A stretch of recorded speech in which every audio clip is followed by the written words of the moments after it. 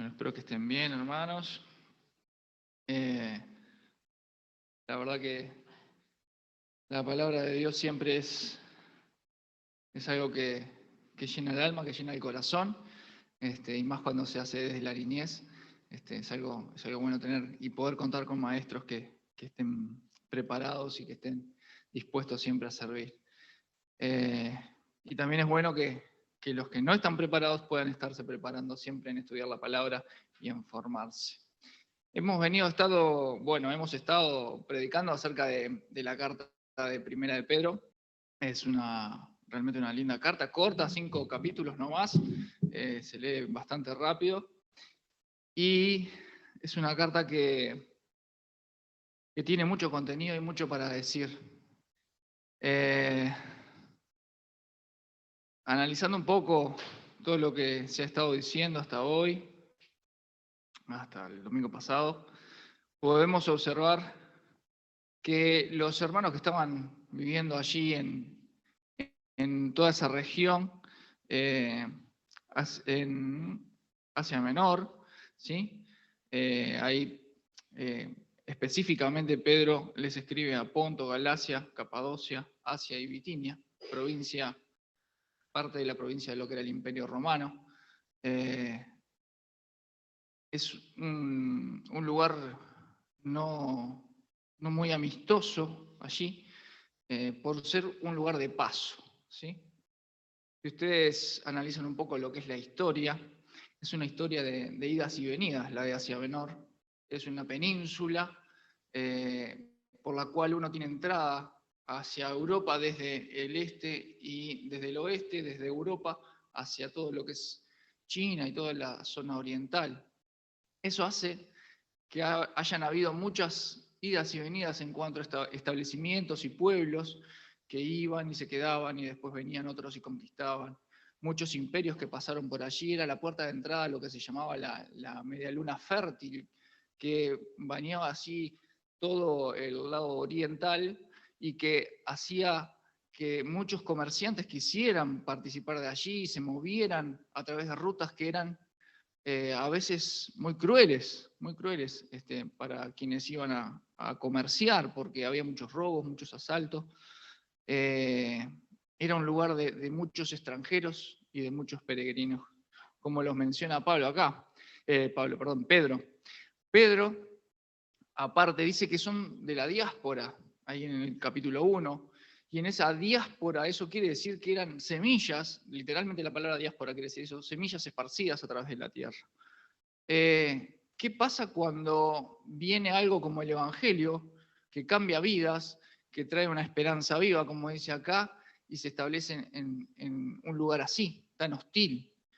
Bueno, lo que sucede es que se comienza a formar un pueblo, una familia, y por eso Pedro les escribe para que ellos puedan establecer ese vínculo fraternal, de amor fraternal, pueden analizar la carta, ir viendo cómo Pedro va entallando eso dentro de su letra, dentro de su puño y letra para poder formar en ellos una familia, un pueblo que no sea simplemente extranjero, que no sea simplemente peregrino.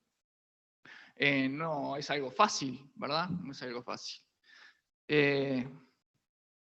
Pedro, aparte, era el líder de la iglesia, era alguien que estaba puesto al frente allí para poder sacar adelante un momento que era bastante también cruel a nivel de persecución, que estaba empezando, como hemos escuchado, a través del gobierno de Nerón, que estaba empezando a buscar un chivo expiatorio para poder sacar sus maldades y poder cubrirlas y echarle la culpa a alguien. Y bueno, encontró en los cristianos una forma en los cristianos una forma de poder hacerlo, de poder salirse con la suya.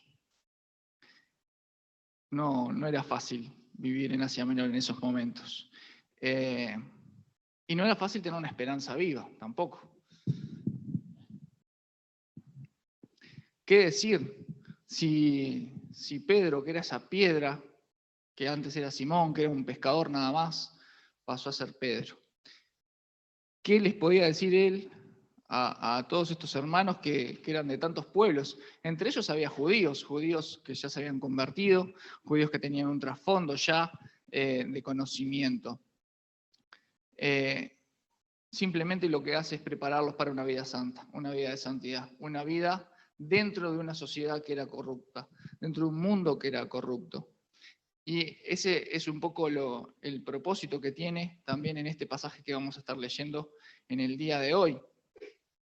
Pedro, decíamos, había pasado a ser la piedra, y él, ya en el capítulo 2, luego de haber hablado de la importancia de la palabra y de la obediencia, empieza una parte como más práctica y de exhortación dentro de su carta, en la que él mismo empieza a hablar de otra piedra, la piedra viva, la piedra angular, y esa piedra es Cristo, ¿sí? Él dice aparte aquí en el comienzo del capítulo 2, que el pueblo de Dios, ese que se describe en el versículo 9 y 10, va a estar cimentado sobre la roca. Esa roca es la Petra, ¿sí? El nombre de Pedro quiere decir Petros, que es una piedrita chiquitita que cualquiera puede agarrar y tirar. Pero Petra, la roca sobre la que está fundada esa iglesia, es Cristo. Y no es una piedra chiquitita, es un peñasco. Es un gran cimiento, exactamente. Es un gran cimiento sobre el cual uno puede construir sin que se le mueva el piso. Pero además es una piedra angular, es una piedra principal, decía Johnny el domingo pasado. Y también dice que somos piedras vivas. Esa otra piedra viva es una piedra tallada, es una piedra de construcción. ¿Sí? Es una tercera palabra que usa Pedro acá para mencionar piedras. ¿Sí? Era muy raro que Pedro en una carta, usando su propio nombre, que quiere decir piedra, no usara el término piedras. Y usó 3 términos para piedras. Y este término piedra es una piedra tallada de construcción que se utiliza para poder hacer los edificios. Y para poder tallar, uno necesita golpear. Y eso era lo que estaba pasando en Asia Menor. Estaban siendo golpeados, estaban siendo perseguidos de alguna manera para poder resistir. Pedro les está explicando, no, miren, están siendo tallados por la misma mano de Dios para ser construidos en lo que va a ser la iglesia de Cristo. Resistan, ¿sí? Y de eso se trata un poco lo que viene hablando hasta ahora. Por eso les dice, ustedes no son cualquier cosa, no son cualquier piedra, son una piedra viva, son parte de la piedra que forma el pueblo de Dios, ese templo de Dios espiritual. Y ahí lo describe en el versículo 9 y 10. Es muy difícil empezar en el versículo donde hoy vamos a arrancar, porque estamos como a la mitad de todo, a la mitad de la carta, y Pablo ya arranca de pique diciendo amados.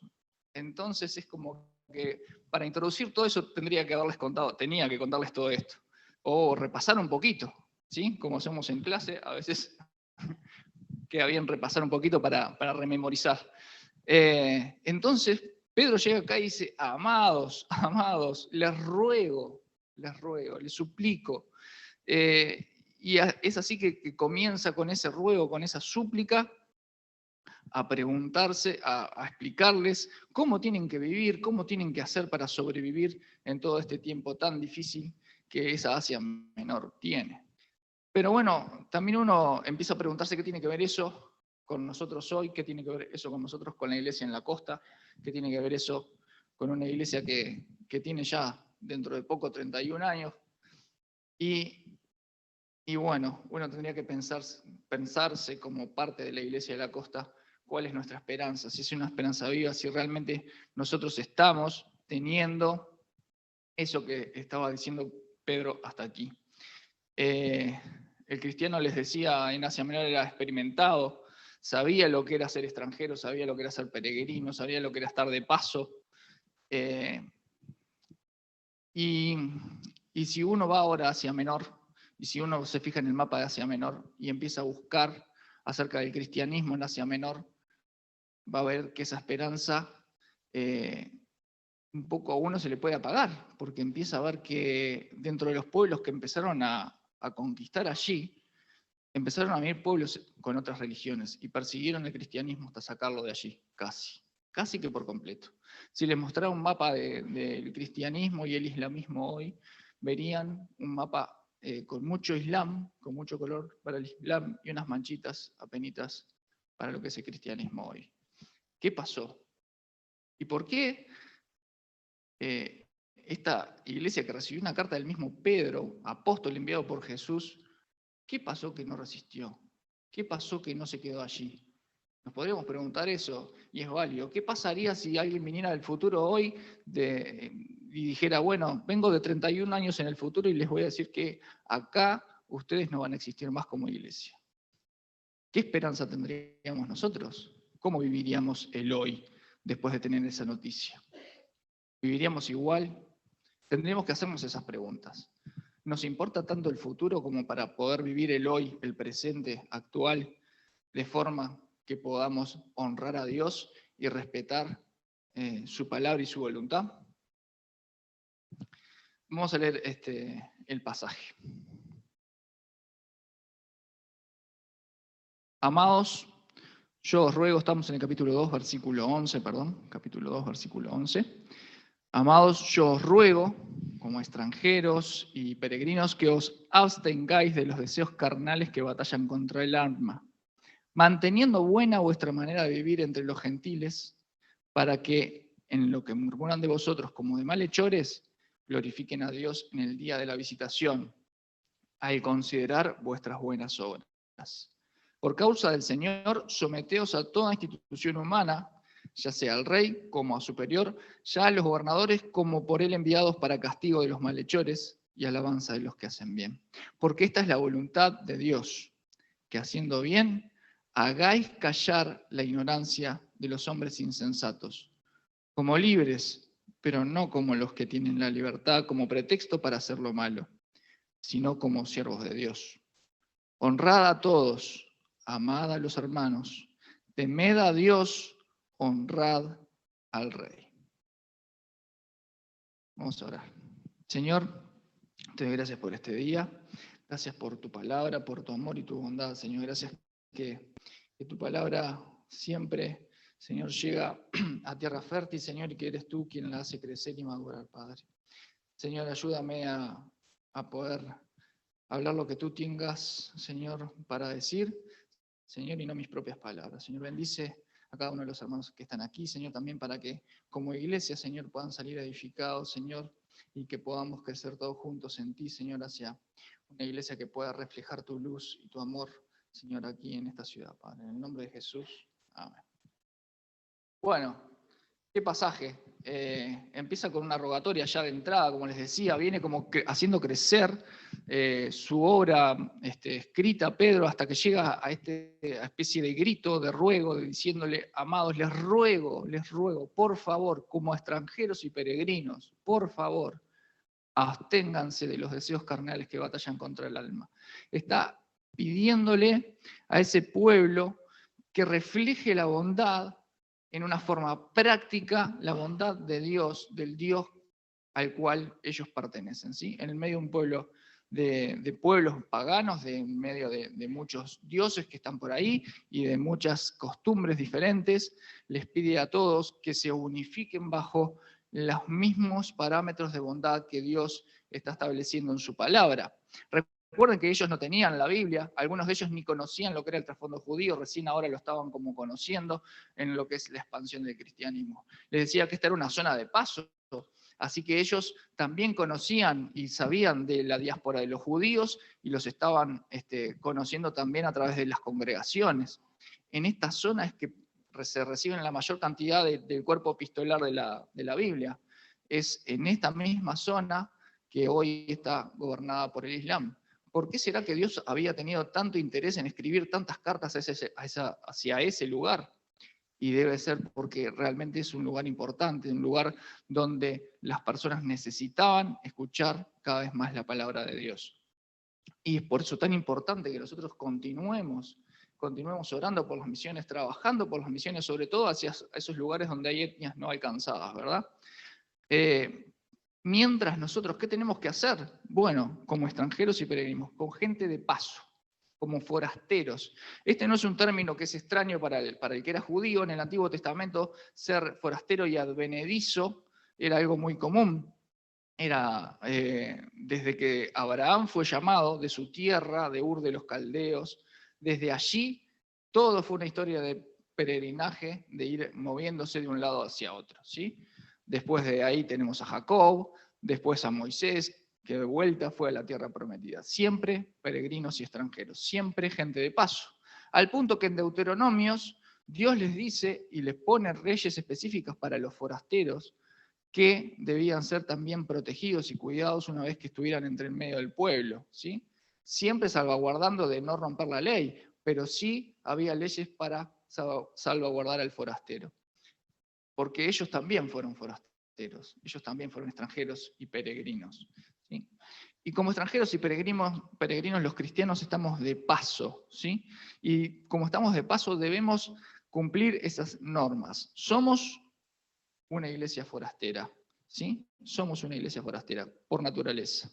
Y el propósito que Dios tiene para cada miembro dentro de su iglesia es reflejar su bondad prácticamente a través de su iglesia y que honremos como iglesia a las autoridades a pesar de las impiedades socioculturales y de las corrupciones institucionales que puedan existir dentro del lugar en el que estamos.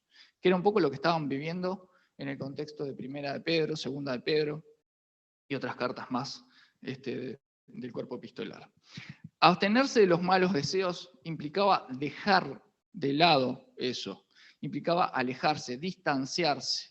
Hay un versículo que dice, este pueblo de labios me honra, mas su corazón está lejos de mí. La palabra es la misma en la Septuaginta, es alejarse, mantener esa distancia de los deseos, de esos malos deseos que batallan, que están en guerra, que constantemente buscan estrategias para hacernos tropezar. A veces la propia cultura, uno en la cultura cristiana tiende a echarle la culpa siempre al diablo, no, el diablo me tienta y el diablo me hace, y el diablo y a veces el diablo ni se mete con uno, ni tiene que hablarle a la oreja ni nada, porque ya hay toda una cultura desarrollada para que uno pueda sentirse tentado. Entonces, por eso dice, dejen de lado eso, dejen de buscar eso, no persigan eso, no se acerquen a eso, sino que déjenlo de lado. Porque esas son estrategias que están en contra de lo que realmente quiere nuestra alma regenerada, salva, ya cambiada por la justificación, por la fe en Cristo. Es una guerra continua. Allí en Santiago 4.1, buscarlo.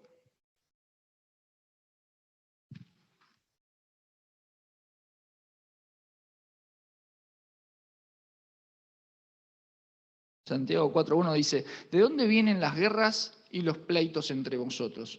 ¿No es de vuestras pasiones las cuales combaten en vuestros miembros? Codiciáis y no tenéis, matáis y ardéis de envidia y no podéis alcanzar. Combatís y lucháis, pero no tenéis lo que deseáis porque no pedís. Pedís y no recibís porque pedís mal para gastar en vuestros deleites. Esa versión, esta parte de lo que dice Santiago, es que lo interno, esa guerra que tenemos interna, muchas veces termina siendo externa, o sea, porque no se queda ahí guardada, sale para afuera. Y ahí es que batalla contra el alma y después termina en una conducta mala o errónea hacia otros hermanos. Y es allí que debemos tener cuidado. Por eso dice, de ahí vienen las divisiones y los pleitos y las envidias y lo demás. De las propias pasiones y codicias que uno tiene. Y deseos carnales, acá quiere decir eso, codicias en general, ¿sí? Son malos deseos que uno puede tener y que están en batalla continua contra el alma. Y debemos mantener buena nuestra conducta de vivir. Mantener es todo lo contrario a abstener, ¿sí? En el mismo vocablo. Es mantener buena la conducta, el autocontrol entre los gentiles, es decir, entre aquellos que no conocen a Cristo, para que nosotros, a través de nuestra forma de ser, podamos ser de edificación para ellos y ellos puedan conocer a Dios, puedan ver ese reflejo de Dios en nosotros, para que así glorifiquen a Dios en el día de su visitación, dice. Versículo 12, manteniendo buena vuestra manera de vivir entre los gentiles para que, en lo que murmuran de vosotros como de malhechores, glorifiquen a Dios en el día de la visitación al considerar vuestras buenas obras. Primero, es en medio de las pruebas que vamos a estar viviendo nosotros todo esto, aún siendo tratados injustamente. Fíjense que dice, para que en lo que murmuran de vosotros como de malhechores. Es decir, van a ser durante momentos difíciles en los que realmente puede ser muy difícil mantener la buena conducta, porque a uno le pueden estar atacando, y era lo que sucedía allí. Se burlaban de los cristianos, se burlaban por su forma de ser diferente, y a veces no es fácil poder mantener la cordura y la entereza en ese momento. Por eso es que está haciendo esta rogatoria Pedro con tanto énfasis para mantener la buena conducta, para mantenerse apegados a lo que es la buena conducta y alejados de lo que son los deseos y de las codicias pasionales que uno puede tener. ¿Sí? Y dice para que glorifiquen a Dios. El dar gloria a Dios es más que decir dar gloria a Dios, es poder vivir de tal manera que nuestra vida glorifique a Dios en las acciones que tenemos y en las conductas que tenemos. Porque en ese día de la visitación, que es un día que puede ser doble, la visitación de Dios, no está hablando solamente, o podría estar hablando del día del juicio, cuando Jesús vuelva y juzgue, pero también está hablando del día de la visitación. Todos cuando conocimos a Cristo fuimos visitados por Él para hacer cambiada nuestra vida en una vida nueva. También está hablando quizás de ese día de la visitación, cuando ellos se puedan convertir y para que allí ellos consideren, recuerden, piensen en las buenas obras que vieron en nosotros y eso digan y den gloria a Dios diciendo, realmente Dios estaba en esta persona, realmente conoció a Dios. De eso se trata el dar gloria a Dios realmente, dar gloria a Dios con nuestra conducta, con nuestras vidas, porque son nuestras buenas conductas las que quedan en la memoria de la gente. Lo que hacemos, dice un dicho, habla más fuerte que lo que decimos. Y eso, esas buenas obras, esa riqueza en buenas obras de la que habla 1 Timoteo, es en las que debemos abundar. La iglesia es una forastera también que honra a las autoridades, aunque pasajeras. Debemos honrar en la sumisión. ¿Sí? Ahí en el versículo 13 dice, someteos a toda institución humana, ya sea el rey como a superior, ya a los gobernadores como por él enviados, para castigo de los malhechores y alabanza de los que hacen bien. Es decir, Pablo ya también en Romanos 13 habla de este tema y habla de poder ser sometidos a la autoridad. No se trata de someterse simplemente y no poder tener palabra en el caso de que se cometan injusticias. No se trata de eso. Se trata, sí, de poder estar dispuestos a hacer lo bueno y a respetar las leyes y a ser buenos ciudadanos dentro de los parámetros que la Biblia nos permite. Nosotros somos forasteros, somos extranjeros y peregrinos. Nuestro primer deber es cumplir la ley de Dios. Y si las leyes humanas contradicen a la ley de Dios prima. Y nosotros debemos obedecer a Dios en eso. ¿Sí? Debemos ser coherentes, debemos sí pensar las cosas a través de la luz de la palabra de Dios, porque eso es lo que a nosotros nos va a guiar y nos va a poder mover a poder seguir adelante. Gracias, querido.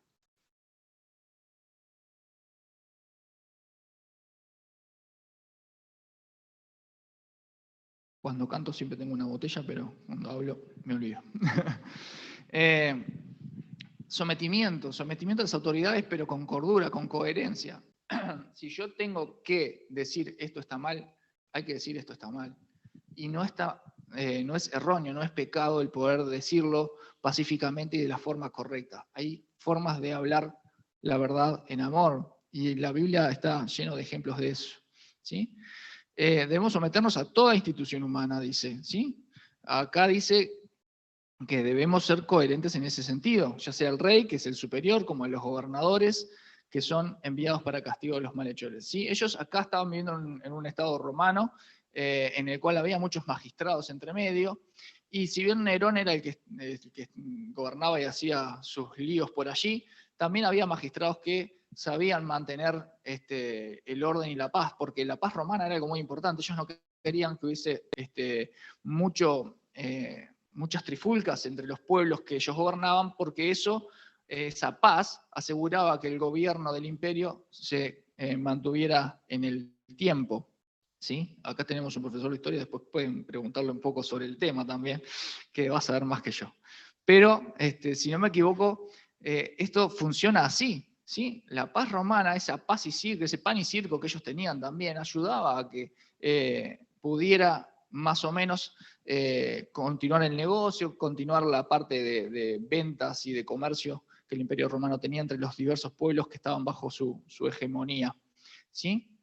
Nosotros somos llamados a vivir en un mundo, pero no somos de este mundo, decía Jesús, ¿verdad? Nosotros tenemos un rey y nosotros somos una iglesia forastera que primeramente honra a Dios porque Él es nuestra autoridad eterna, ¿sí? Su voluntad, dice en el versículo 15, porque esta es la voluntad de Dios.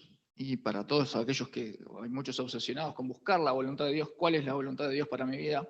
La voluntad de Dios es hacer el bien y a través de hacer el bien, hacer callar la ignorancia de los hombres insensatos. Me encanta esta frase, hacer callar, porque literalmente lo que quiere decir es amordazar al otro. Literalmente lo que quiere decir es taparle la boca, en uruguayo, es taparle la boca al otro con nuestras buenas conductas. Es decir, poder comportarnos de tal manera y vivir de tal manera que aunque nos quieran decir cosas malas, no nos puedan decir cosas malas. En Juan 10:32, Jesús le dice, me vieron hacer todas estas cosas buenas. ¿Por cuál de todas estas cosas buenas me quieren apedrear hoy?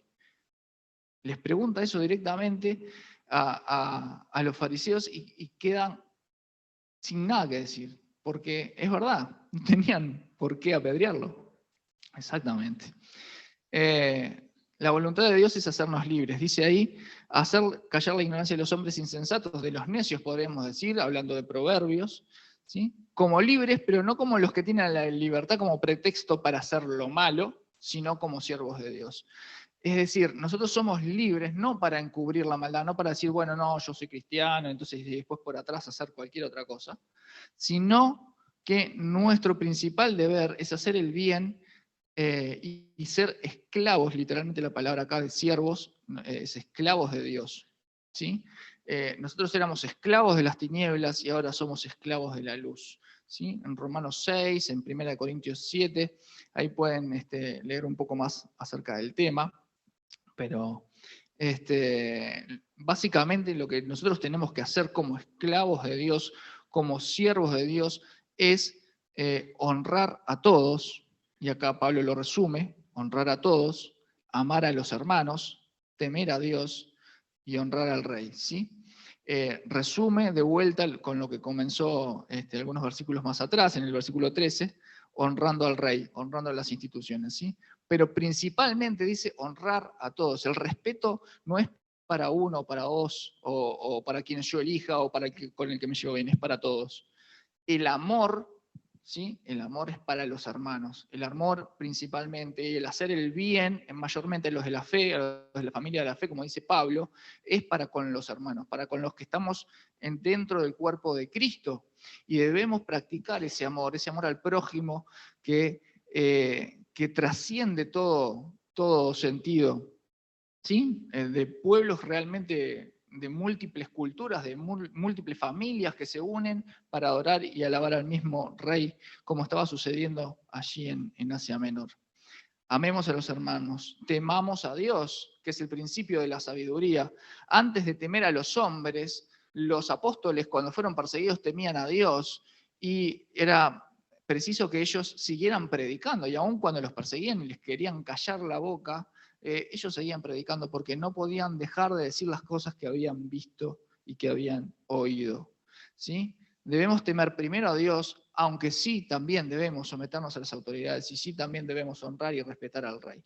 Más allá que no estemos de acuerdo, más allá de que sucedan cosas que a nosotros nos desagraden o con las que no estemos de acuerdo, llegado el momento, hay canales en los cuales uno puede expresar su desacuerdo sin llegar a deshonrar a otra persona, ¿sí? Entonces, vivamos de esa manera porque el propósito que Dios tiene para cada uno de nosotros como iglesia, acá en la costa, es reflejar la bondad prácticamente. A nivel individual, es decir, yo, Cristian, Johnny, Sofía y todos los demás, cada uno individualmente, pero también como cuerpo de Cristo. ¿Sí? Nosotros debemos reflejar esa bondad en formas prácticas que la comunidad pueda ver y para que ellos puedan, al verlas, aunque quieran criticarnos, no tengan nada para decir. Puedan decir, es una iglesia que realmente está unida, es una iglesia que realmente busca acercarse al barrio, busca llevar esa bondad más allá de las cuatro paredes del templo. Y además, que seamos una iglesia que honre a las autoridades, que estemos sometidos a las autoridades.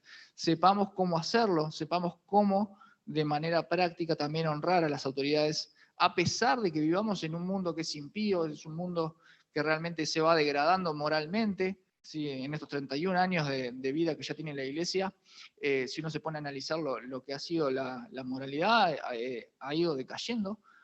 Debemos ser sanos en poder compartir nuestros puntos de vista en un mundo así y poder compartir a Cristo de tal modo que esas personas puedan acercarse aquí a la costa y también ser sensatos al momento de poder someternos a las autoridades, a pesar de que muchas veces hay corrupciones institucionales, corrupciones gubernamentales en toda Latinoamérica y pensando un poco en la región, a veces es muy severo el asunto, pero sí como cristianos debemos orar también por los hermanos que están en lugares un poco menos felices.